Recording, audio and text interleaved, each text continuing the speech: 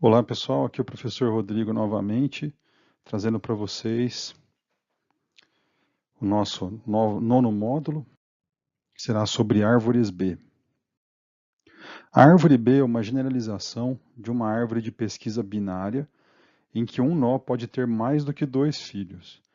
A árvore B foi introduzida em 1971 por Rudolf Bauer e Edward Myers McCreight, enquanto trabalhavam no Boeing Scientific Research Labs. A origem do nome, árvore B, não foi definida por eles.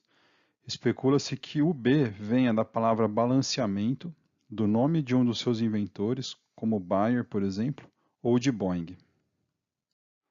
Então, uma árvore B de ordem M é uma árvore M-Way, ou seja, uma árvore onde cada nó pode ter até M filhos, e que, primeiro, o número de chaves em cada nó, não folha, é um a menos que o número de filhos, e cada nó está disposto em relação ao pai, como em uma árvore binária de busca. Nós veremos logo a seguir um exemplo. Todas as folhas estão no mesmo nível, todas as não folhas menos a raiz têm no mínimo m sobre 2 filhos. Sobre a definição, continuando, a raiz ou é uma folha ou tem de 2 a m filhos. Um nó folha não contém mais do que m-1 chaves, ou seja, ele pode ficar cheio. O número m deve ser sempre ímpar, ou seja, a quantidade de filhos deve ser ímpar sempre. Fica bem mais fácil se nós visualizarmos alguns exemplos. Nesse slide nós temos um exemplo de uma árvore binária com 127 nós armazenados em 7 níveis. Então, esse aqui seria o primeiro exemplo, né? Esse exemplo superior, onde cada nó dessa árvore tem no máximo 2 filhos. Na árvore abaixo, a segunda árvore, ela é uma árvore tenária, né? Diz, né, mistura de português com inglês, uma árvore onde cada nó tem 10 filhos. Então, o primeiro nó, por exemplo, ele tem 9 elementos, sendo que à esquerda do primeiro elemento vai ter esse filho, primeiro filho à esquerda, entre o primeiro e o segundo elemento tem o segundo filho, entre o segundo e o terceiro tem o terceiro filho e assim por diante. É possível verificar que essa árvore com o mesmo número de elementos tem apenas 3 níveis e o terceiro nível está menos do que 50% ocupado, ou seja, oferece uma boa densidade. Aqui nós temos um exemplo de árvore com um m igual a 5, ou seja, o número de filhos por nó é igual a 5. O número de chaves ele é igual ao número de filhos menos 1. Então, nesse caso, o nosso número de chaves é 4. A árvore B ela se organiza como uma árvore de busca, porque à esquerda de um elemento pai sempre vai ter que ter apenas elementos menores do que esse. Então, no primeiro nó do segundo nível, teriam que estar armazenados apenas elementos menores do que 10. No segundo nó do segundo nível, apenas elementos maiores do que 10 e menores do que 20. E assim sucessivamente até o último nó do segundo nível, que poderiam conter apenas elementos maiores do que o 40. Então, é uma árvore de busca onde cada nó tem mais do que 2 filhos. Mas antes de entrarmos nos detalhes de implementação e como funciona o algoritmo, é importante entender o que nos leva a utilizar uma árvore B. A árvore B ela é bem adaptada para sistemas de armazenamento secundário, que leem e escrevem blocos de dados relativamente grandes, como discos rígidos, SSDs, flash drives e outros. A árvore B ela é muito utilizada em sistemas gerenciadores de bancos de dados, sendo eles relacionais ou não. O uso de árvores AVL para conjuntos de dados muito grandes demanda um número elevado de acessos a disco, prejudicando a performance. As vantagens da árvore B em relação à árvore AVL vão ficar mais claras através de um estudo de caso. Considere que precisamos armazenar 20 milhões de registros de motoristas. Isso levaria a uma árvore AVL de 24 níveis, calculados através do log de 2 para 20 milhões de registros. Em uma única busca, poderia ser necessário realizar até 24 acessos a disco, que seria o último nível da árvore AVL. E para obter apenas um nó a cada acesso, pois cada nó armazena apenas um elemento. Uma solução possível seria aumentar o número de elementos armazenados em cada nó. Com isso, a gente poderia diminuir a altura da árvore e utilizar melhor o acesso de dados por blocos em dispositivos de armazenamento. Então, considere que um bloco de dados em disco ocupe cerca de 4.096 bytes. Isso é um valor padrão atualmente para sistemas operacionais Windows e Linux. Imagine também que as chaves terão 32 bits, que é o tamanho de um número inteiro, e que oferece um espaço de dados bastante grande, com até 2 bilhões de chaves distintas. Cada número inteiro, então, ocuparia um espaço de 4 bytes. Nesse bloco de dados, seria possível armazenar 510 chaves e 511 ponteiros para filhos. Então, logo abaixo, nós temos a matemática que suporta isso, que é 4 bytes vezes 510, seria o tamanho do vetor que ocuparia as chaves. Depois tem a soma de 4 bytes vezes 511, que seria o vetor de ponteiros. Isso daria 4.084 bytes, que seria menor do que 4.096 bytes. Caso você tente colocar 511 chaves e 512 ponteiros, não iria caber em 4.096 bytes. Muito bem, considere então uma árvore B com 510 chaves. Ela teria apenas 3 níveis. Você fazendo essa conta, o log 510 de 20 milhões daria 2,34. Então, além dela ter apenas 3 níveis, o terceiro nível estaria ocupado apenas 34%. Ou seja, para as buscas realizadas através dessa árvore B, seriam necessárias no máximo 3 acessos a disco. Cada página teria um vetor ordenado de 510 elementos, que seriam as chaves. Imagine que você chegue a uma certa página e tenha certeza que o elemento possa estar dentro dessa página. Então, uma busca binária em 510 elementos requer apenas 9 comparações, no pior caso, porque o log de 510 em base 2 dá 8,98. Isso pode ser calculado online. Caso você queira, tem um link de uma calculadora que foi utilizada para esses cálculos nesse slide e no Saiba Mais. De acordo com Peter Norvig, que é um autor bastante conhecido da área de inteligência artificial e que publicou em seu website, a execução de uma instrução levava em 2014 cerca de 1 nanosegundo. A busca de uma posição em memória, uma variável qualquer salva em memória, levava 100 nanosegundos. Buscar um bloco do disco levava 8 milhões de nanosegundos.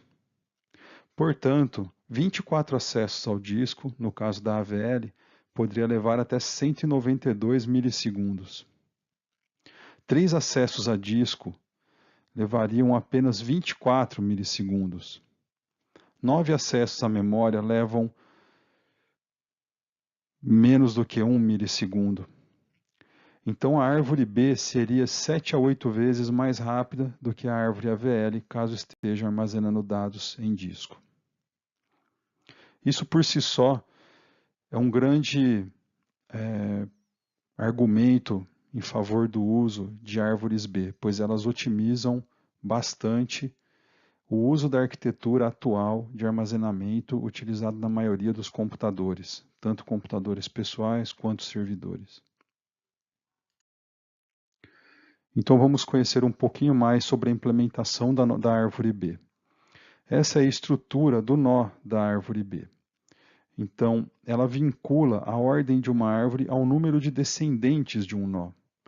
Então, nesse exemplo, nós temos uma árvore de ordem 5, pois o número de descendentes máximo nesse nó é 5. O número de valores armazenados no nó é sempre o número de descendentes menos 1, e é sempre indicado que a ordem da árvore utilizada seja sempre ímpar. Nesse caso, uma árvore B de ordem 8 teria no máximo 7 chaves por página, porém o número 8 é desaconselhado. Quando uma página é dividida na inserção, nós veremos isso através de um exemplo, os nós são divididos igualmente entre as páginas, a página antiga e a nova página que surgiu. Desse modo, o número mínimo de chaves em um nó é dado por m dividido por 2 menos 1, exceto para a raiz, que ela pode ter apenas um nó, um elemento armazenado por nó. Uma árvore B de ordem 8, que tem no máximo 7 chaves, por exemplo, ela teria um mínimo de 3 chaves por página. Os nós folha são aqueles alocados no nível mais baixo da árvore. A capacidade máxima de uma árvore B é determinada pela quantidade de filhos e de elementos que um nó pode possuir. Então, no nosso exemplo, caso tenhamos uma árvore B com um m igual a 1000, ou seja, com 1000 filhos, nós podemos ter no segundo nível até 1 bilhão de elementos armazenados. Então vamos entender o funcionamento da árvore B através de um exemplo. Nesse exemplo, vamos supor que a árvore B inicie vazia e que nós desejamos inserir todos esses elementos que estão no slide nessa árvore B, nessa ordem aleatória que está sendo exibida. A nossa árvore B ela terá ordem 5, ou seja, cada nó armazenará no máximo 4 elementos. Os 4 primeiros elementos eles vão diretamente para a raiz, sendo eles o 1, o 12, o 8 e o 2. Porém, eles são inseridos e mantidos organizados de forma crescente, pois eles precisam viabilizar um vetor ordenado e uma árvore binária de busca. Então, eles vão ficar organizados como 1, 2, 8 e 12. O próximo elemento a ser inserido seria o elemento 25, porém, ele extrapola o tamanho do nó. Então, quando o 25 for inserido, nós devemos dividir o nó em duas partes e colocar o elemento do meio como sendo a nova raiz. Então, inserindo o 25, que ele entraria no final do vetor, ocorre a extrapolação do tamanho e requer a quebra do nó através do tamanho máximo. Dessa forma, o valor 8, ele seria extrapolado para um novo nó, sendo ele elegido como a raiz, e os outros valores estariam em 2 nós distintos, pois foi necessário realizar o split. Depois podemos continuar com a inserção do 6, do 14 e do 28, ficando armazenado dessa forma. Vocês vão reparar que o terceiro nó, que contém 12, 14, 25 e 28, ficou cheio. O nosso próximo passo seria inserir o valor 17. Inserindo o valor 17, ele deveria entrar entre os valores 12, em valores 14 e 25. Porém, não é possível. Então, ele deverá subir e realizar o split novamente. Dessa forma, ficariam 12 e o 14 em um nó, 25 e 28 em outro nó, e o valor 17, que foi o valor que ficou no meio, ele subiu e ficou ao lado do valor 8. Dessa forma, a nossa árvore continua como uma árvore binária de busca ou uma árvore de busca, pois essa árvore não é binária, então todos os valores à esquerda do 8 são menores do que ele, entre 8 e 17 se encontram nos nós 12 e 14, e maiores que 17 seriam 25 e 28. Muito bem. Logo após, vamos tentar inserir os valores 7, 52, 16 e 48. Então, vai acontecer a lotação de 2 nós folha, sendo o primeiro e o terceiro nó folha. Depois tentaremos inserir o elemento 68. Ele deveria entrar no final do terceiro nó folha. Ele é posicionado dessa forma, porém o elemento 48 deve subir para a raiz, ocasionando o split. Então o nó 48 sobe, tá? O 68 entra naquele nó onde o 48 estava armazenado e um nó extra acaba sendo inserido. Depois, inserimos os valores 3, 26,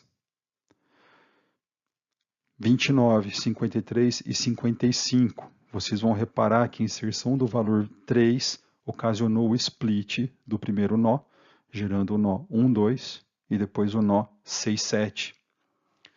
E então o nó raiz já está cheio. Assim como o quarto e o quinto nó mais inferiores. Depois vamos tentar inserir o valor 45. Ele deve entrar entre o 17 e o 48, porém o vetor já está cheio.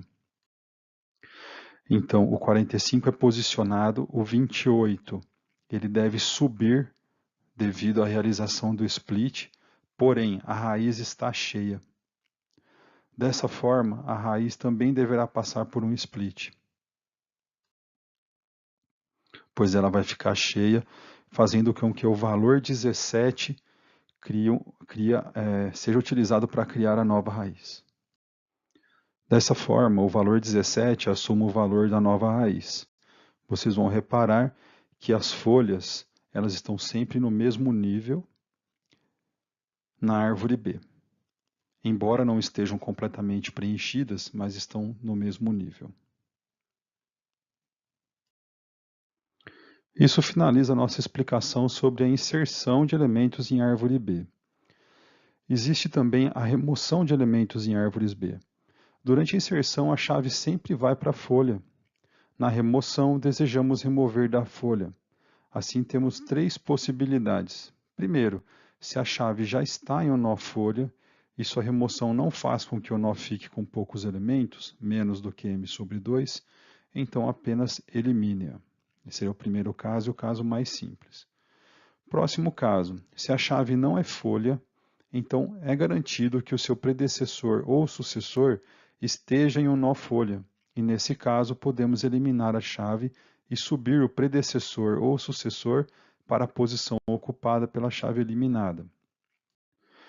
No terceiro caso, se um deles tem um número de chaves maior do que o mínimo, então pode-se subir uma chave deste nó para o nó pai e pegar a chave do nó pai para a posição da chave eliminada. Se ambos irmãos não têm um número de chaves maior do que o mínimo, então suas chaves devem ser combinadas com a chave do nó pai. Se este passo fizer com que o nó pai fique com menos chaves que o permitido, o processo deve ser repetido até que o nó raiz, se necessário. Então, como vocês podem ver, a remoção de elementos não é nada simples numa árvore B. Então, vamos pegar a primeira situação. Imagine que nós iremos considerar uma árvore de ordem 5, assim como no elemento passado, e que nós vamos fazer a eliminação do elemento 2. E nesse caso, nesse nó, existem chaves suficientes. Então esse aqui seria o primeiro caso. O elemento 2 simplesmente é eliminado.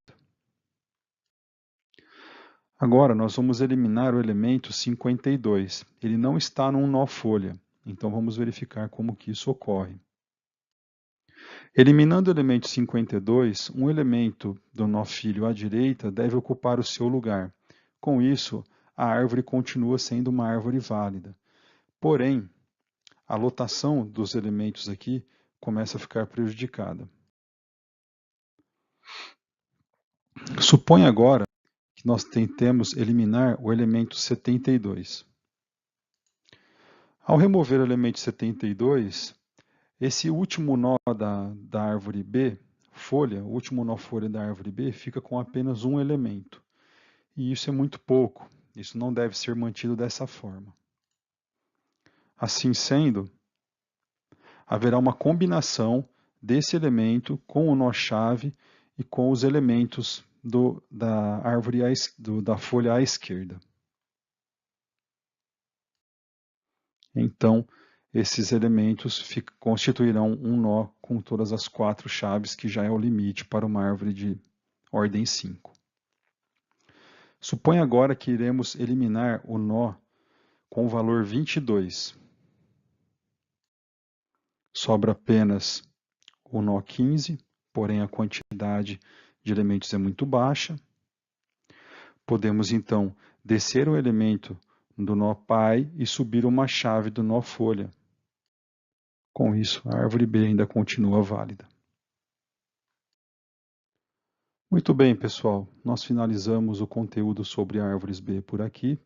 Como vocês puderam ver, armazenar informações em árvores B e salvar essas informações em memória secundária é uma alternativa bastante útil e viável. Muitos bancos de dados utilizam árvores B para armazenamento de índices. Convido vocês a dar uma olhada no Saiba Mais e conferir algumas informações adicionais, inclusive um simulador de árvore B, e também o código-fonte de árvore B que foi disponibilizado no Saiba Mais para que você faça o exercício desse módulo. Agradeço a atenção e nos vemos no próximo módulo.